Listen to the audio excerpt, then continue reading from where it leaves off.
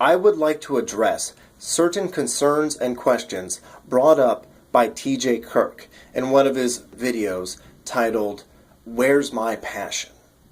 I took very much to heart something that George Carlin wrote in the introduction to his book, Brain Droppings. I'll play a little clip from him reading it from the audiobook version. Listening to the comedians who comment on political, social, and cultural issues, I notice that most of their material reflects kind of an underlying belief that somehow things were better once, and with just a little effort we could set them right again. They're looking for solutions and rooting for particular results, and I think that limits the tone and substance of what they say. They're talented and funny people, but they're really nothing more than cheerleaders attached to a specific wished-for outcome. I don't feel so confined. I frankly don't give a fuck how it all turns out in this country, or anywhere else for that matter. I think the human game was up a long time ago when the high priests and traders took over. And now we're just playing out the string. But that begs the question, is life one big joke? Or can we really do something for the greater good? Look, the world could end tomorrow, but from now till then is 24 hours of human life.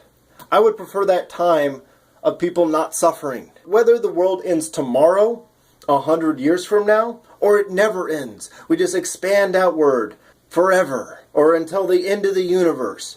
I would prefer it if we could advance our species to no end. I think that would be really cool. But I'm not hopeful about it. So whatever time we have here living our lives, I would prefer it to be a fun life, an enjoyable life, a happy life, a life without suffering. Granted, I don't believe in ultimate paradises, but can we pursue that dream? Look, if someone's suffering and they don't need to, I care. For that one moment they suffer, I don't want that to happen. So I am emotionally connected to what happens to us as a whole. And in that regard, maybe I am limited in my ability to entertain. I mean, if I can, in the smallest of ways, help nudge the conversation in the right direction, then I'm going to do it. Because I'm talking about these issues because I care, because I want to talk about them. I was very fascinated by that idea of, all these other comedians out there. Their material's all right, but they always have a horse in the race. They always have an ego stake somewhere along the line. There's always some sort of, this is my overarching ideology, though, that I approach things with. This is the outcome that I hope for. And George Carlin felt that limited the material that a comedian could do. If you are invested, that kind of makes you just another mouthpiece for a particular point of view. And I was very fascinated with the idea that I don't want to be that.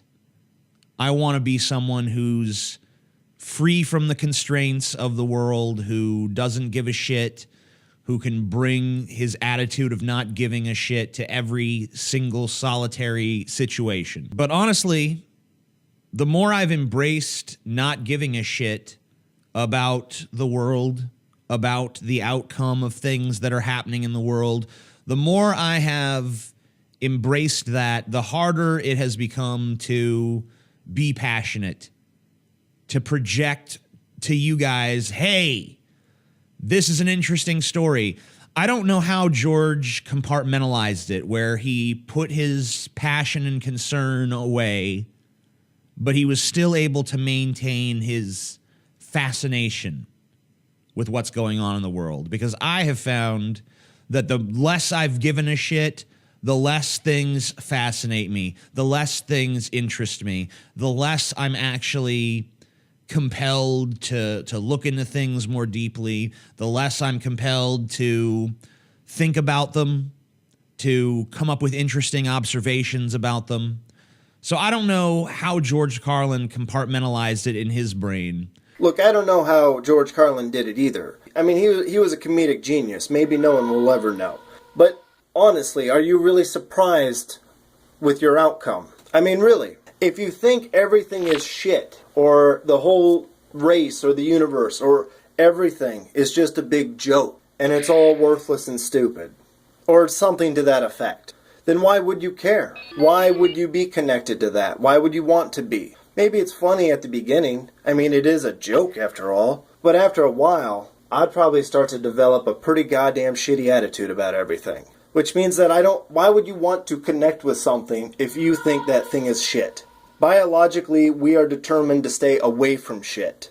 So if everything is shit and stupid and it's a big dumb joke, then why would you care to be a part of that? Why would you care to fight and just say, nope, it's all a joke and there's nothing I can do. It happened a long time ago.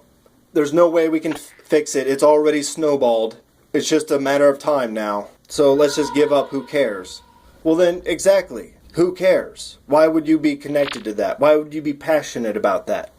I started doing this anti-SJW content after Atheism Plus emerged.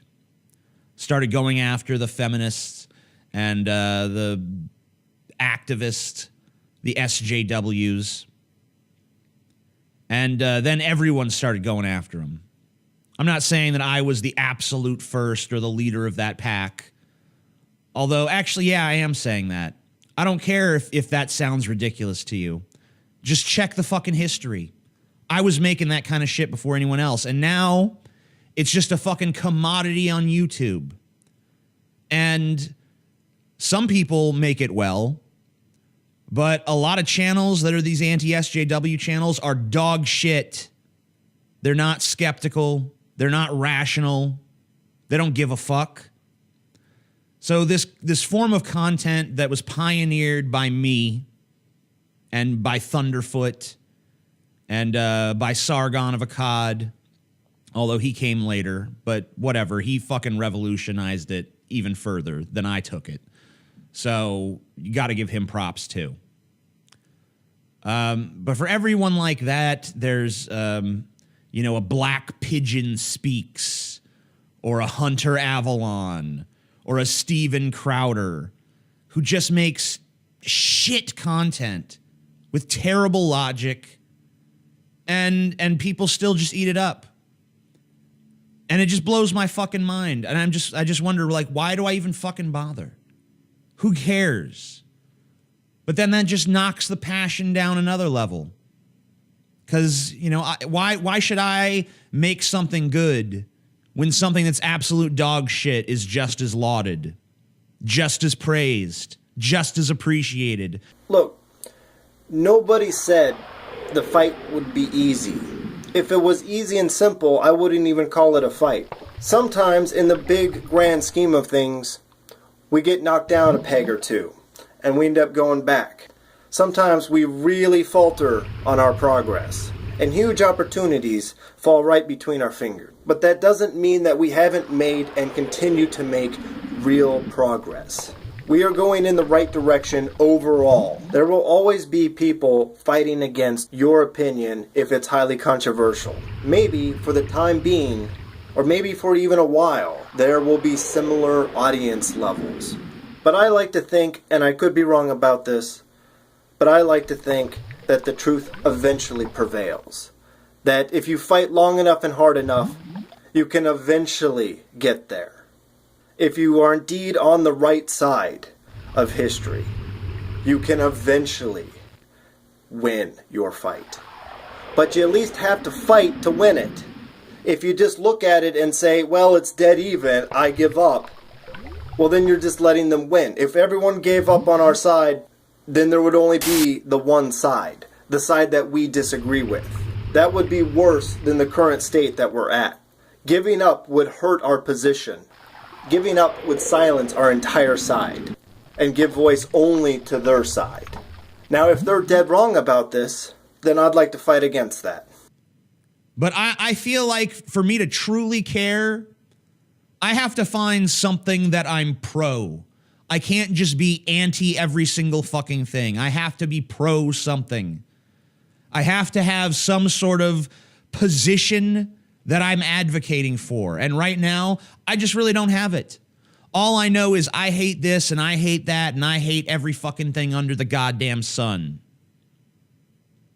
Well, hatred isn't really enough anymore. I don't know if it ever was.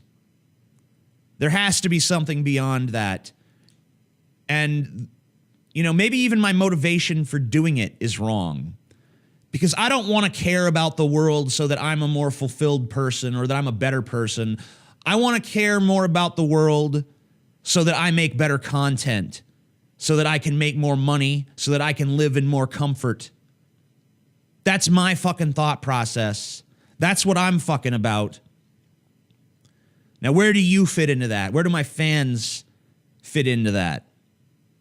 If I can buy the few little things that make me happy, the little toys that make the difference, then why do I need to have a great deal of wealth? But let's talk about this. Okay, so you want to make good content so you can make more money. So how do you make good content? Well, people have to believe you. When you say something, you have to be connected to with what you're saying. You have to care about what you're saying. That way it builds up an attitude, almost as if we really could do something about it. Look, when Bernie talks about an issue like universal health care, he speaks from a level of passion and motivation.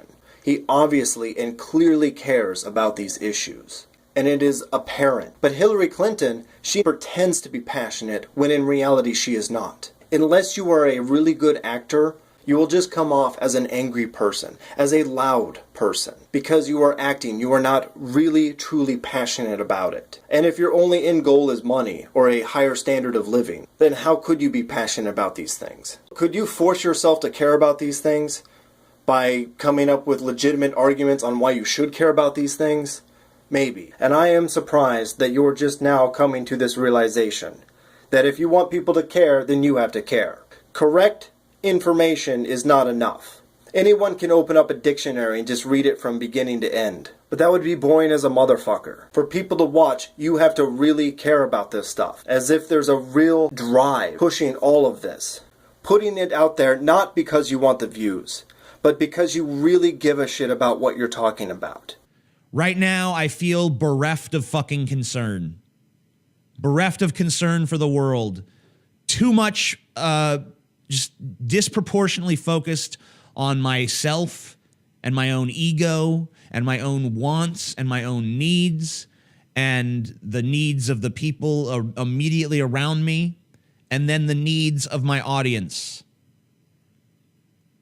I have those three circles, I think, down pretty well. But I need that fourth circle of the world that exists outside of myself, because that's the biggest fucking circle. That's where everything's going on. That's the fucking, the world that most of my videos are talking about. And inside, I gotta be honest, I feel nothing for it. Next to nothing for it. Look, I can relate to this. There is much about people and society and the world that I cannot stand, that I harbor a hatred for. And maybe it's different depending on the person. But for myself, I think Bernie said it best when he said, when you hurt, I hurt. That couldn't be truer. Even for people I despise. When I see suffering, when I don't actually need to see it. When I just simply being aware, knowing that suffering exists in certain aspects, I feel for that. So that's why I care for these things. I care for these issues. But in some respects, when I look at the problems and the progress, the things that could have been, the things that never were, sometimes I feel like I'm just looking at a boulder falling down a hill. Just simple, natural cause and effect. Nature unfolding, playing itself out as it was always destined to. Well, look, that's my input. I don't know if I helped in any way, but hey, maybe I made almost no difference or no difference at all. So why did I do it? Why did I make this video? Well, you brought up concerns that I thought about before. Concerns that I care about. So whether you see this or not, as long as I can put myself out there on how I feel about these issues and others, then that's good enough for me. Because whether everyone sees it or no one sees it, at least it is out there. At least I did my part. I put forth the effort. I can't make any changes after that. I can do what I can do and then move on. Alright, well that's it. I'm done.